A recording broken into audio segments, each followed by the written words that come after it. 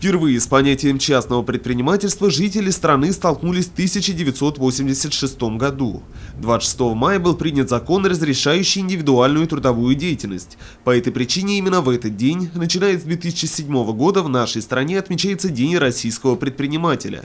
Традиции этого молодого праздника сильно отличаются от привычных торжеств по поводу прочих профессиональных дат. Связано это с тем, что бизнесмены – люди занятые, а поэтому и 26 мая предпочитают проводить исключительно с пользой.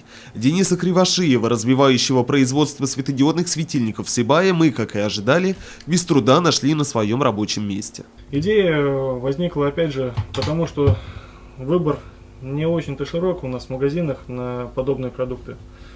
Вот, оно есть, но не удовлетворительного качества. Вот, поэтому я принял решение, что это в принципе перспективное направление, и в общем-то вот занялся производством. Комплектующие я заказываю с разных концов страны, скажем так. Вот. Ну и расчеты, то есть в этом вот в основном заключается работа. Механической какой-то такой новаторской деятельности здесь нет. А рынок сбыта уже налажен? Рынок сбыта сейчас налаживаем на данный момент.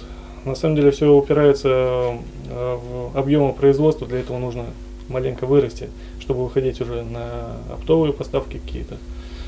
Вот. На данный момент пока что работаю в розницу, вот. Ну, растем. Производство светодиодной продукции является одной из наиболее перспективных отраслей экономики. Базирующиеся на светодиодах осветительные приборы отличаются низким энергопотреблением, высоким КПД, длительным сроком службы и, несомненно, являются продуктом нового поколения. В этом смысле предпринимательство, как социальное явление, острее других отражает реакцию общества на изменение условий и общественного спроса. По этой причине государство, признавая ведущую роль бизнеса в развитии рыночной экономики страны, предпринимает меры поддержки и стимуляции частного предпринимательства на разных уровнях государственной власти. Многие, наверное, слышали о том, что сейчас, например, крупные компании государственные освобождаются от непрофильных функций, непрофильных активов.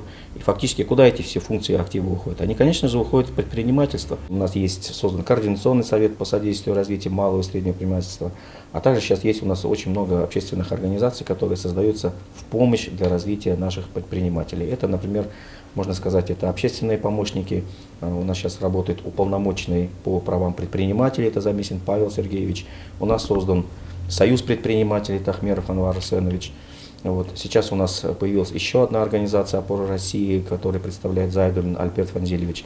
Я думаю, что сегодня, наверное, вот эти люди тоже могут свои определенные высказать мнение по развитию предпринимательства в нашем городе. День предпринимателя в России – это праздник людей, которые не побоялись рискнуть своим финансовым положением, преодолели общественный стереотип, закрепившийся в сознании постсоветского гражданина, и завели свое доходное предприятие. Это выбор инициативных людей, способных взять ответственность за себя и за свой продукт. Хотелось бы пожелать нашим предпринимателям, конечно же, здоровья, мирного неба над головой, вот, чтобы бизнес процветал, чтобы были платежеспособные клиенты, и для того, чтобы условия для развития бизнеса, они сопутствовали для его дальнейшего развития, увеличения. Ну и, конечно, хотел бы добавить хорошего взаимодействия, во-первых, между предпринимателями, между самим собой, потому что очень много вопросов предприниматели одни сталкиваются, ну, например, скажу, у кого-то земельные вопросы, у кого-то имущественные вопросы, у кого-то вопросы,